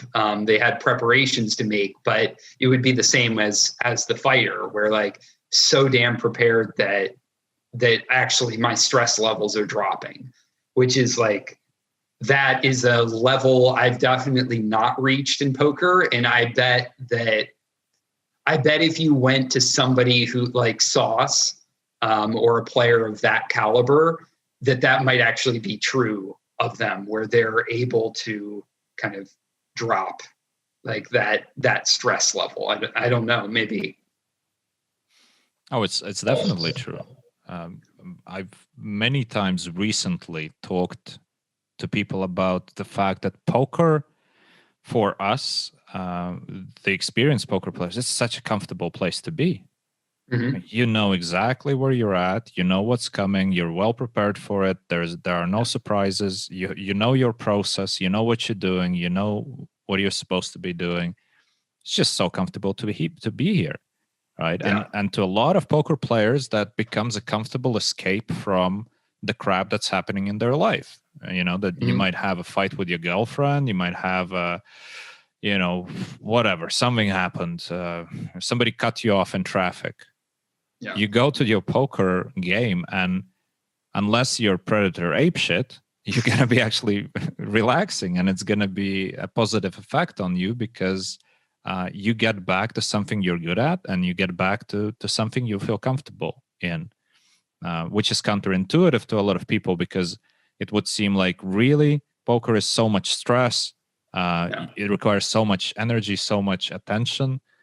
Yet not really. It's more comfortable than dealing with a customer service representative, for example, right? Malta bureaucracy. Oh, Malta bureaucracy! Don't get me started. Yeah, for those of obviously the listeners don't know, but basically before we started our call, I probably spent about half an hour just moaning and complaining to Cory about the bureaucracy of the Maltese, and I guess they're not listening to this, because they're not on the level to listen to podcasts. But if they were, it wouldn't make a difference. Even if they wanted to slow the process even more for me, they wouldn't be able to, because it's just like they would be too slow to slow it down. It's not fucking possible. Anyway, how did you drag me into this? I knew we would get you back to your predator. I feel like I need to fire up some tables to calm down a bit. To calm down. But yeah, it's funny. But so maybe it's the same kind of mechanism that the elite sports people are going through, or the Navy SEALs. Obviously, the difference between Navy SEALs and the poker players, that's like a day and night for the most part. But still, the principles, the chemistry of the body, and how we respond to things, probably similar. Because I would imagine, and I'm speculating here, I have no idea, and I actually haven't heard about this anecdote that you just described of their cortisol levels dropping, but maybe it has something to do with certainty. Yeah. Because all of a sudden, what's coming, right? There's something about the fact when it's so much easier to live when somebody tells you, well, basically when you don't need to make decisions. What am I supposed to be doing right now? When you know what you're supposed to be doing right now, when you don't have any other options, you don't have to stress about that. Well, there's one less thing to think about. You don't need to think about what am I supposed to be doing. Yeah. Right? Yeah, for sure. And same goes with studies, right? When you are approaching the study session and it's a blank page for you, you don't have a plan prepared. Let's say you didn't plan, well, tomorrow, whatever, 11 in the morning, I'm going to be studying this spot. This is what I'm going to be looking at. If you don't have that, coming into that session, you already have a bit of a stress. Even though it's not like expressing itself as like actual stress, I would assume for most people. But it is one more thing you have to figure out, one more thing you have to think about. And the session starts and you start scratching your head and thinking, well, I guess I could do this. I guess I could do that. So taking these decisions out of the process is really important. And having a routine as a poker player is also really important. Knowing what you do before the session, what you do during the session. Obviously, knowing what you do how's your decision-making process like? What are you doing? What are you thinking through the hand? Because once you have a well-defined process that you go through, it's much easier to identify the weaknesses, the things that you don't know. Mm-hmm. Yeah, for sure. Yeah, the American Navy SEAL, a guy named Jocko Willink, wrote a book called Discipline Equals Freedom. And he talks about, like, you know, as poker players, it's nice we don't have a boss. Nobody's telling us what to do. And you're like, oh, I have all this freedom. I can do whatever the hell I want. But actually, that's kind of a trap in a lot of ways. And it's actually problematic. And if you can create discipline in your life, like I'm always getting up at like 6 or 6:30, always making the same breakfast, always going to the gym, always doing whatever kind of preparation, that actually gives you more space in your life to make bigger meta decisions. And I think in poker, in your decision making, when you have a really solid, regimented thought process, it then gives you more space to play around with the meta strategy. It's like, boom, I know my thinking process. I know what to do in this spot. Now I have more room to think levels above that and notice that, oh, my opponent acted half a second faster this time than he did earlier, or it's live poker and he went like that, like one of those subtle little ticks. That's not subtle though. The one yeah, that's I know. I'm emphasizing it for the camera. One of those little ones. Imagine if that's the subtle. I want to see. Yeah, real well, that would have. be like a tremor. But something like that. By having the disciplined thought process, you're able to.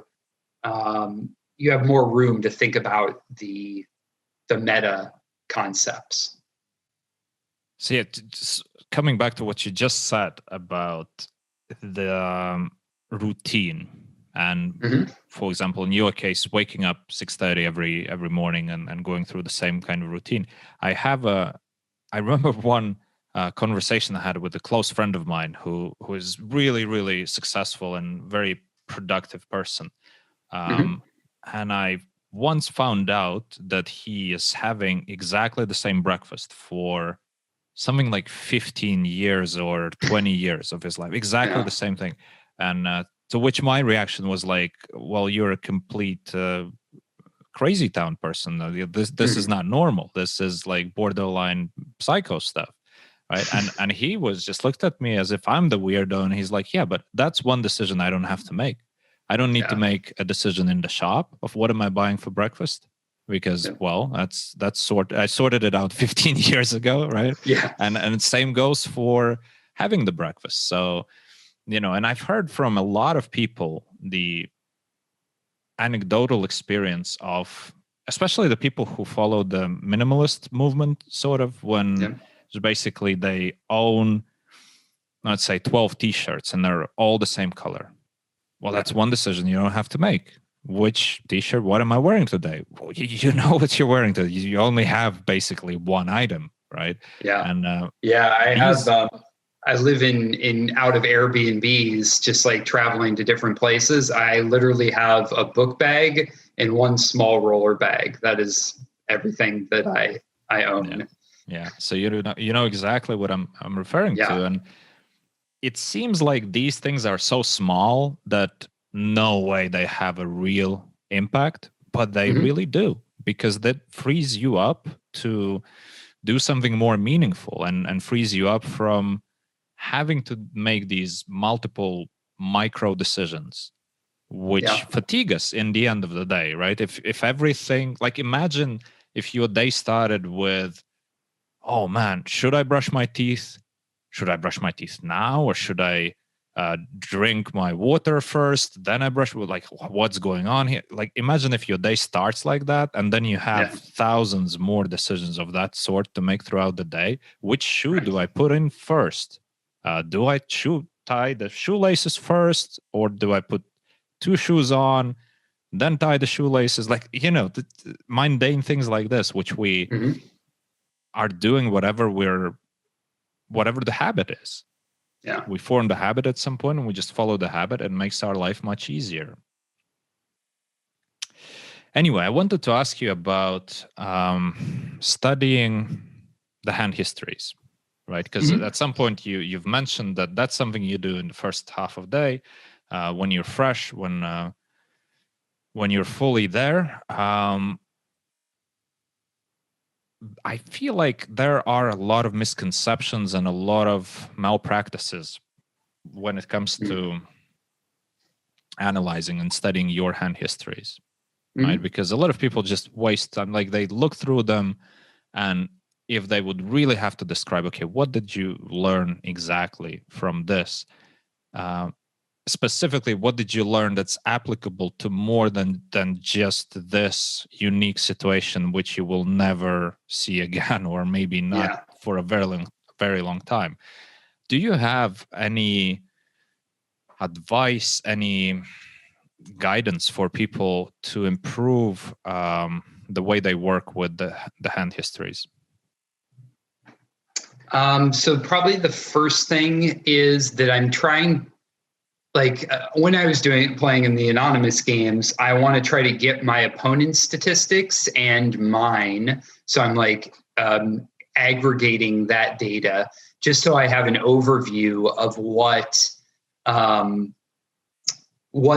they're actually doing, so I know how I want to adjust. So that's part of it.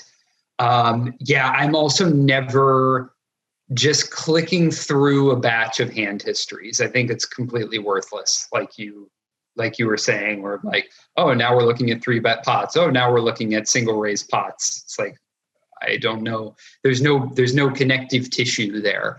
So I will tend to break it down based on a line. Like, I want to look at how I'm playing the check bet line out of position.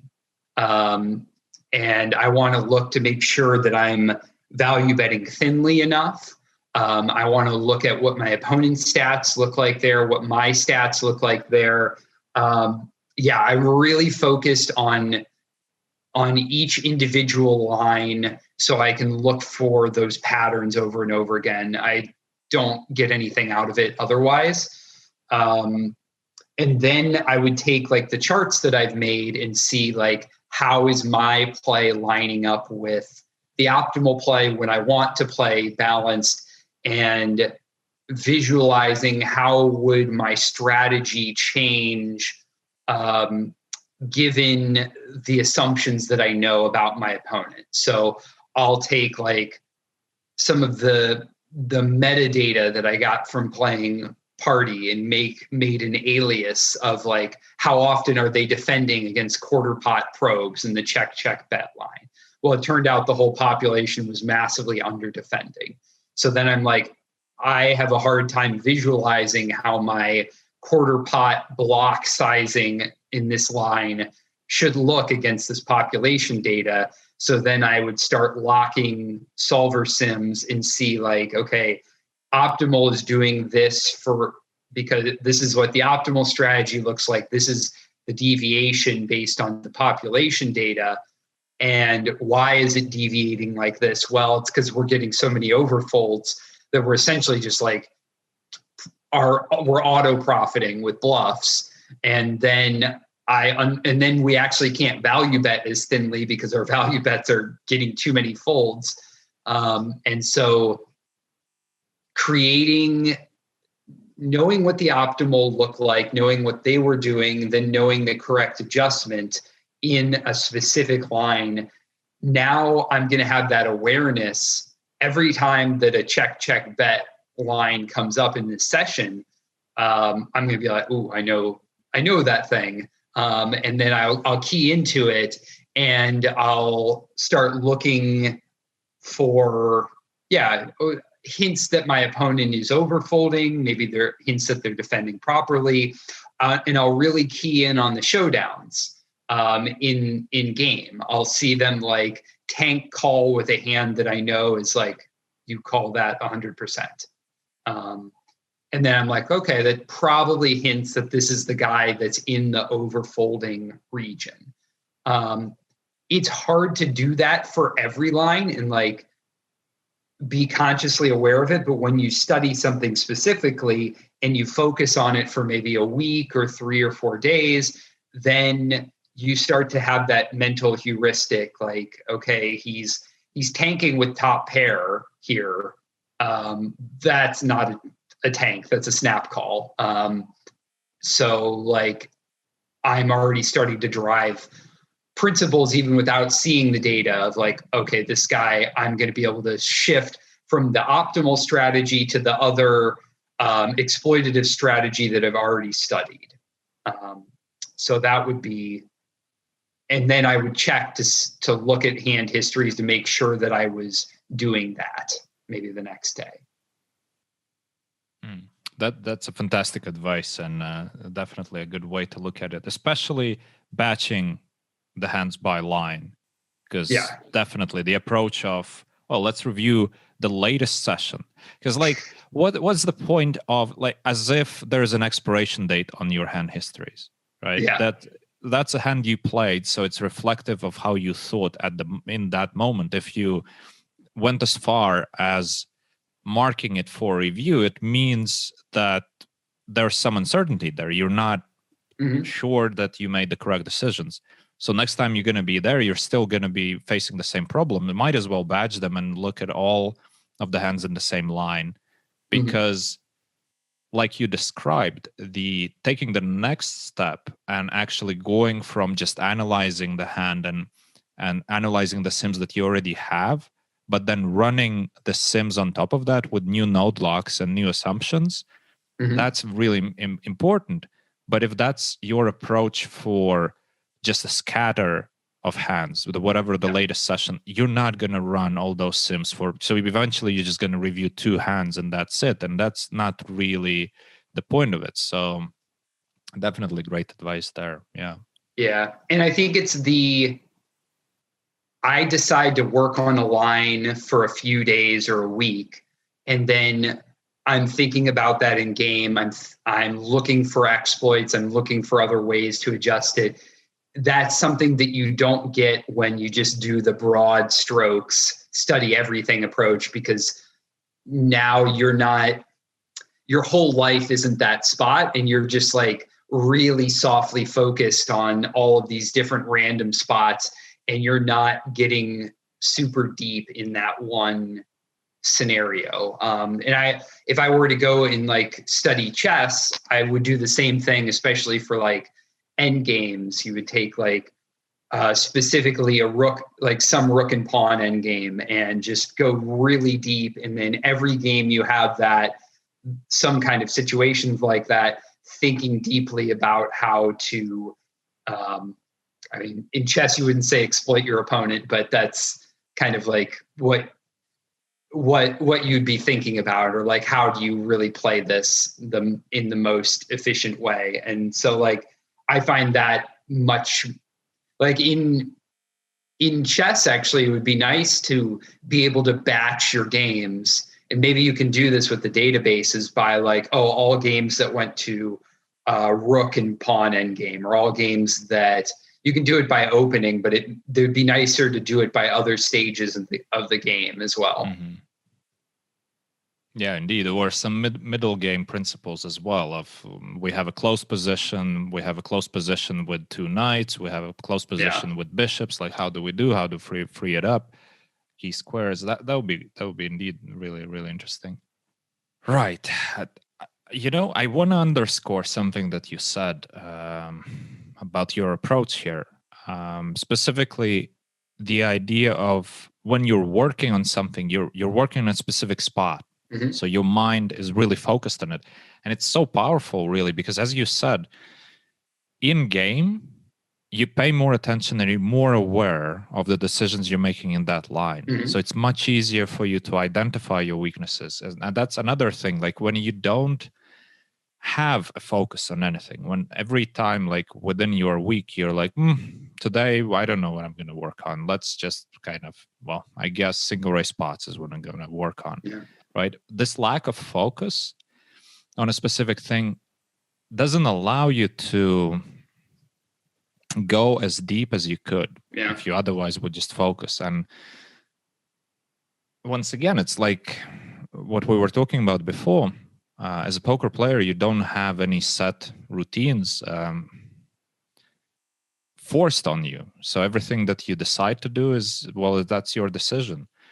And for a lot of people, this lack of structure is actually hurting them. And they would really benefit by creating routines, creating the plan for exactly what are we studying. And it's definitely not enough to say, well, you know what, today I'm studying single ray spot.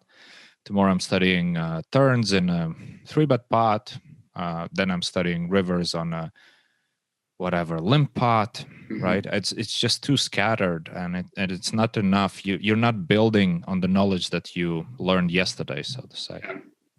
Yeah, I have a student who does this extremely well, and luckily enough, he was a coaching for profit student. So like we've done really well working together. But he would just figure out, okay, first we need to fix pre-flop and then go really deep and really focused on nailing the RFI ranges. Okay, then go really focused on nailing the 3-bet ranges. And he would spend like a week or so on each and then like progress each step. And it was like, you could just see very directly the improvements in his database of like, oh, I'm not doing very well under the gun. And then he would just work on it for a week. And now like you see the point where it just like turns up like, oh, it's just, it was actually, even though there's randomness in poker, there is feedback if you focus on something long enough. And I feel like even I'm guilty of this as well, where you think you've got something and you move on too quick. But what you really need to do is hang out in that space for another few days or another week and just really struggle with it. And then you become an expert at that spot. I think that's something that it's easy to overlook. And it's easy to get distracted. Yeah, absolutely. Anyway, Cory, I feel like we shared a lot of interesting advice with our listeners, and I really enjoyed the conversation. It's always interesting to talk to you. Always, I'm getting new ideas, something that I can apply in my own studies and my own work. So I definitely found it useful. I think your book is great, and I highly recommend people checking it out. And what a pleasure, man. I'm sure we're going to do another one, perhaps talk about chess or something like that. Because I feel like today we touched upon so many aspects of learning and what it means to be an efficient learner. And that's one topic that is talked about a lot in the business world, even in the chess world. But in poker, somehow it feels, or maybe I'm unaware of some information out there, but I don't see a lot of people actually talking at length about the learning process and optimizing the learning process in the game, such as poker, because it is different to studying chess. There's less structure, there's less feedback, and it's clearly different to practicing tennis or something like that, right? Because obviously the feedback there is much more immediate, and also the environment in which people study is somewhat different. In chess, it's unimaginable. If you want to reach the top, you're obviously not doing it yourself. You're obviously not doing it without a coach. You're obviously not doing it by watching videos on or Twitch streams. Yeah, right. For sure. So poker players are somewhat in a peculiar situation, if you look at and also the last point on there, it's actually something funny that I've done, which it had interesting unintended consequences. So since I've been learning German, I thought, okay, I want to find YouTube channels. And one of the things that I realized was, okay, one of the reasons I couldn't learn a language in school was not because I was dumb, like everyone told me, I even believed, like, oh, I'm just not capable of doing this. It was because the material was not interesting and not relevant. Like I remember in Spanish learning like all of the zoo animals. I'm like, great, the next time I have a conversation about monkeys and elephants, when I want to go get a coffee in a Spanish-speaking country, this is going to be really useful. So what I did was I actually found a couple chess YouTubers that are German guys speaking exclusively in German. And even though I didn't understand most of what they were saying at the beginning, the added context of them having the chessboard and then like quickly learning what the pieces are called and quickly learning the words for attack and defense, like that extra context allowed me to learn really quickly. Now to the point where I can just watch and understand like 95% of what they're saying. And then surprisingly, I went and played some online speed games, which I hadn't played for a while. I had just gotten better at chess from accidentally. Like I saw improvement, like my rating from what it used to be online was up 200 or 300 points higher. So It's like you can do multiple things at once. And it was like, it's something that was a funny unintended consequence. But if you can find things like that, where you can learn two things simultaneously or key in on a strength that you already have to create another skill, like that's really powerful. And it was unintentional, but I will definitely do it in the future, whatever I'm learning. Yeah, that's a fantastic advice. And what you said about the information not being interesting and seeking out ways of getting of making your learning process interesting.